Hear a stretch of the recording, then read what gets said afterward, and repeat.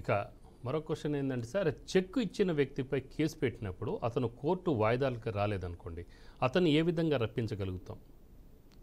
మనం ఎవరిపైన అయితే కేసు ఫైల్ చేస్తామో కోర్టు ద్వారానే సమన్స్ అతనికి వెళ్తుంది.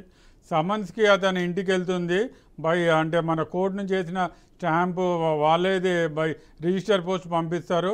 అతని కోర్టుకి సమన్ అందిన తర్వాత కూడా అతను అటెండ్ అయ్యి, లేకుంటే ఏదైనా అడ్వకేట్ ద్వారా అతను వకాలత్ ఫైల్ చేయకపోతే అతను మళ్ళీ ఇంకొక ఛాన్స్ ఇచ్చేసిన తర్వాత అతనికి ఎన్బిడబ్ల్యూ వారెంట్ ఇష్యూ అవుతుంది. బెయిలబుల్ వారెంట్స్ ఉంటాయి, ఎన్బిడబ్ల్యూ వారెంట్స్ ఉంటాయి.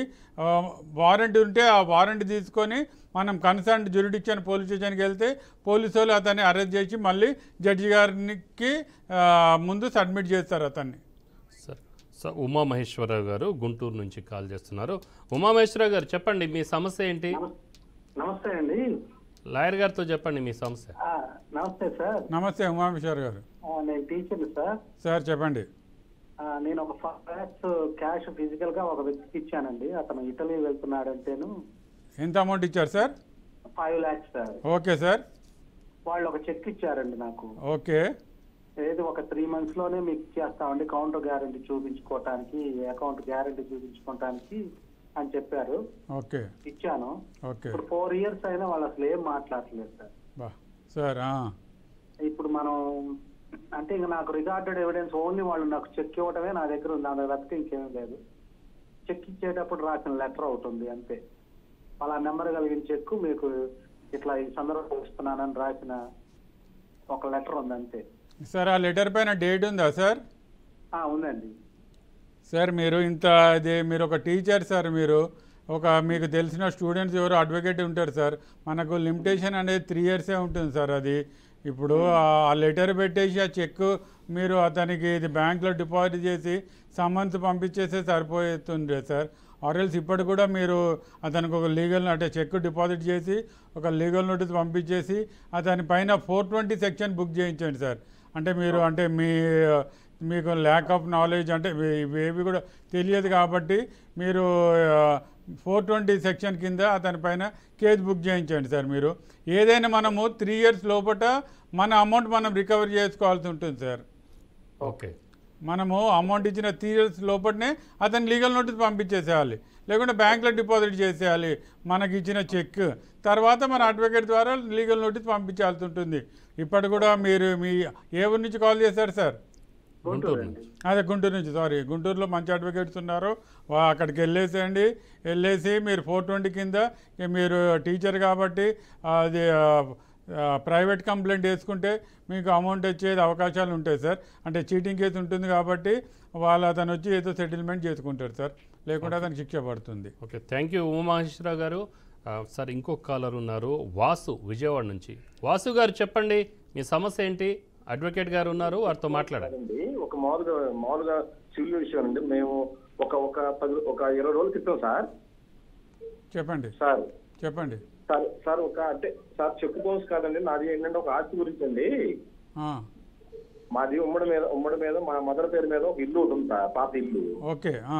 విజయవాడ దేవినగర్ అనే గ్రామం అండి. ఓకే. 220 గజాలు 1:20 చెప్పి 1:12కి ఒకళ్ళు ఎవరో చూసుకోవడానికి నన్ను వచ్చారండి ఒక రోజున. ఓకే. వాళ్ళ ఇంట్లో పెద్ద ఆయన నాకు వ్యవసాయదారుడని తెలుసని ఆయన పంపించమని మీ నాన్నగారు, ఆయనకి 2 కొడుకులు అయితే వాళ్ళు కోడళ్ళు తల్లి కొడుకు అట్లా వచ్చి చూసుకుని వెళ్ళారండి. ఓకే. పెద్ద ఆయన మీ నాన్నగారు తెలుసులేండి, కొద్దిగా ఆయనతో పంపించండి, ఆయన వచ్చే మాట్లాడుకుంటాను. వీళ్ళందరూ చూసుకున్నారు, ఓకే చేస్తున్నారు. దీంట్లో స్పెసిఫిక్ ఏంటంటే ఒక మానవతో ఉన్నదండి. దీంట్లో ఆ కోడలు గారు కొనుక్కుంటున్నారు కాబట్టి బ్యాంక్ మేనేజర్ అండి, SBI. ఓకే. ఓకే. అయితే తెలిస్తే తెల్లారి పొద్దున్నే వచ్చారండి. ఫోన్ కూడా చేస్తే నేను కొద్దిగా లెగవలేదు, పొద్దున్నే మార్నింగ్ కొద్ది ఫోన్ తీయని మెసేజ్ కూడా పెడితే తీసి మాట్లాడితే వచ్చారండి. నేను తెలిసిన వాళ్ళు కదా అని ముందే నేను అన్ని నా డాక్యుమెంట్స్, ఫోటోషాట్, ప్లాన్ మొత్తం డాక్యుమెంట్స్ అన్ని ఇచ్చారండి వాళ్ళకి. ఓకే. ఓన్లీ అసలు ఏం మాట్లాడుకున్నా ఏం తీసుకోరా, అన్ని చూసుకున్న తర్వాతే రండి, మీరు అన్ని మాట్లాడుకున్న తర్వాతే రండి, దానికి ఇష్టమైతేనే రేట్ మాట్లాడుకుందాం అనుకుంటే అన్ని సిద్ధమయ్యి లోన్కి వెళ్ళి మాట్లాడుకొని అన్ని ఒక బ్యాంక్ మేనేజర్ అండి లేడీ. Okay sir. అన్ని చూసుకున్న తర్వాతే వచ్చిన తర్వాత తెల్లారి మార్నింగ్ నెక్స్ట్ డే 1 day వచ్చి ఒక పెద్ద మనిషిని తీసుకొని పెద్ద ఆయన వచ్చి అడ్వాన్స్ 1:20 చెప్తే 1:30 చెప్తే 1:20 లోపల మేము ఇవ్వాలని చెప్తే 1:12 12 రోజుల్లో రీషేక్ అని చెప్పారండి. Okay sir. అప్పుడు ఏమైనా అగ్రిమెంట్ రాసుకున్నారా మీరు? బలవంతంగా 1200 రూపాయలు ఇచ్చి రేపు పొద్దున్నే అగ్రిమెంట్ కడతామని 1204 రూపాయలు సెంటిమెంట్ అని చేతిలో పెట్టేసి వెళ్ళిపోయారండి. ఓకే. ఆ రోజు నుంచి ఈ నెల 8వ తారీఖు అయితే 20వ తారీఖు డిసిషన్ చేసుకునేటట్టండి వాళ్ళ ఒప్పందం. ఓకే. తీసుకున్నారు, బాగానే ఉంది. వెంటనే నాకు బలవంతంగా పెట్టారు. వద్దండి కాదు అన్ని చూసుకున్న తర్వాత మాట్లాడదామంటే నేను రేపు పొద్దున్న అగ్రిమెంట్ కొడుకుని వస్తానని నా కాగితాలు తీసుకుని మొత్తం తీసుకుని వెళ్ళారండి. బాగానే ఉంది. ఓకే. ఈ 3 రోజులు అయిన తర్వాత కాడి నుంచి రావట్లేదు, ఫోన్ తీయట్లేదు, పెద్ద మనిషి వచ్చిన ఫోన్ తీయట్లేదు, సమాధానం చేయట్లేదు. ఇట్లా మంచితనంగా ఉన్నప్పుడు మేము డబ్బులు తీసుకొని మేము వసూలు రీషేషన్ చేయకపోతే ఎట్లా పనిష్మెంట్ ఉంటుందో వాళ్ళకి ఏం పనిష్మెంట్? ఫోన్ తీయట్లేదండి. రోజుకి 50 సార్లు అండి. ఏంటి తీసుకోరు? మెసేజ్ పెడితేనేమో మీ డబ్బులు మీరేమన్నా తీసుకెళ్ళండి అంటే కూడా తీసుకెళ్ళలేదండి, రావట్లేదండి. వాళ్ళని ఏం చేయాలి సార్? మాకు ఇలా మోసం చేస్తే సార్ మీరు ఇది ఒక లీగల్ నోటీస్ పంపించేసేయండి. మీకు మాకు ఏ విధమైన అగ్రిమెంట్ ఆఫీసర్ లేదు, క్యాన్సిల్ అయిపోయింది.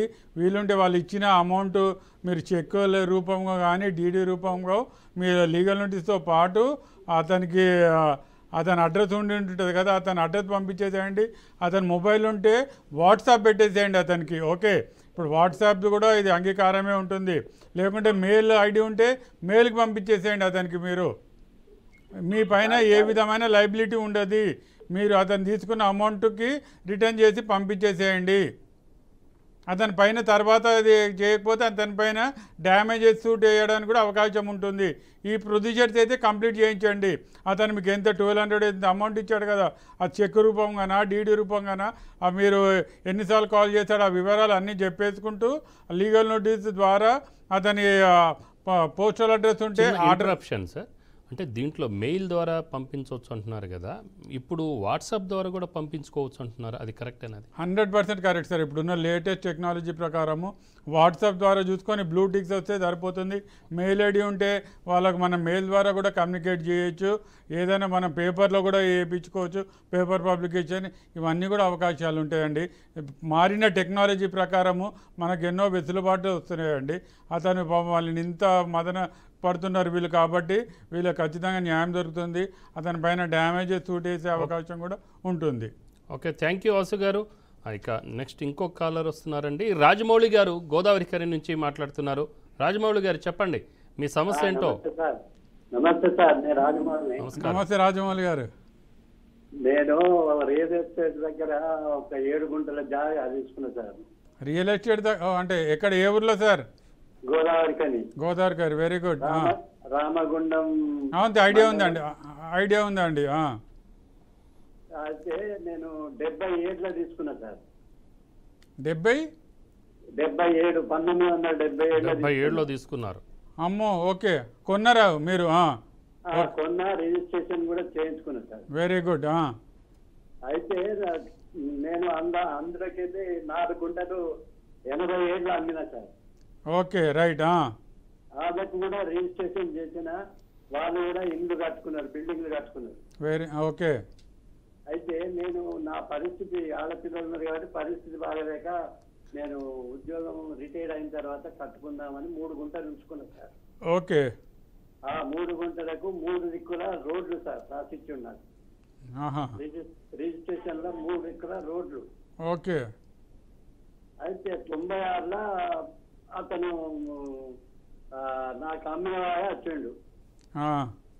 వచ్చి ఒక మనిషి నుంచి పెద్ద లొల్లి అయిపోయింది, నీది కాదు ఇది నాది అది అని కొలత ప్రకారం నాకు ఇవి మిగిలితే తీసుకో అని చెప్పిన.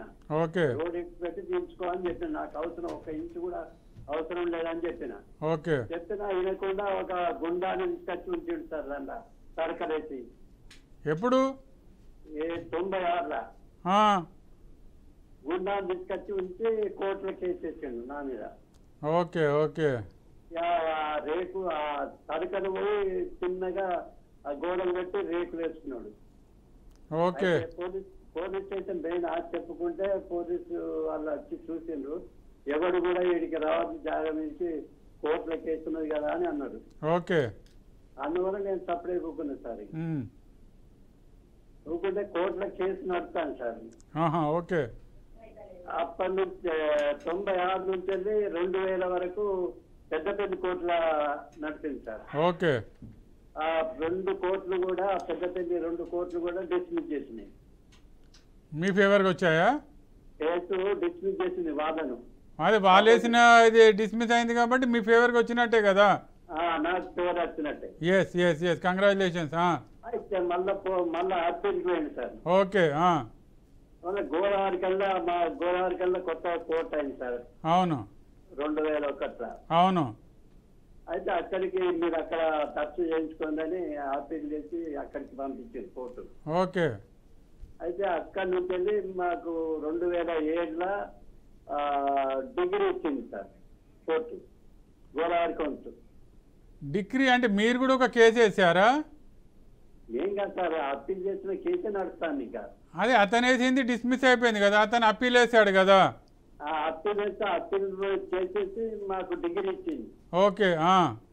నాకే డిగ్రీ ఇచ్చింది ఓకే. కోర్టు 2007లో. అయితే లాయర్ గారు చెప్పిన కొంచెం గ్యాప్ ఇవ్వాలి మనం, ఇప్పుడు జాకాడికి ఇవ్వద్దు అని నీకు పోతే లొల్లైతే వాళ్ళు మంచోళ్ళు కాదు అంటే అక్కడికి పోతే కూడా నన్ను బెదిరించుడు అది చేసింది సార్. ఓకే. పోతే అంతా ఉన్నోడు గుండా. అయితే ఇక కోర్టు నుంచి తీసేయాలని ఈపీ పెట్టింది సార్. ఈపీ ఎవరు పెట్టారు? మీరు? నేను వేసిన ఈపీ. Very good. వేస్తే ఈపీ ఇక 2011 నుంచి ఇంతవరకు సర్చ్ అవుతుంది సార్. ఈపీ అంత టైం పట్టేదే. ఈపీ ఏముంటుంది అబ్బా, డిగ్రీ అయిందే ఫైనలైజ్ చేసి అయిపోతుంది కదా. ఇంత టైం అక్కడ గోదావరికని అంటే పెద్ద కేసెస్ ఏమి ఉండవు, తొందరగానే మీకు అయిపోతుంది. ఎందుకు ఇంత డిలే అవుతుంది? మీ వయసు ఎంత ఇప్పుడు? ఇంతవరకు చర్చ కాలేదు. మీది వయసు ఎంత అండి ఇప్పుడు?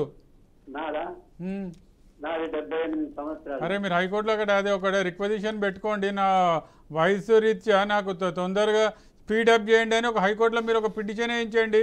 మీ హైకోర్టు ఆ పిటిషన్ ఉంటుంది కాబట్టి దాని ద్వారా మీకు తొందరగా న్యాయం దొరుకుతుంది. ఇక్కడ మీ లోవర్ కోర్టులో ఈపీ తొందరగా అయిపోతుంది మీకు. Okay okay thank you Rajamouli గారు.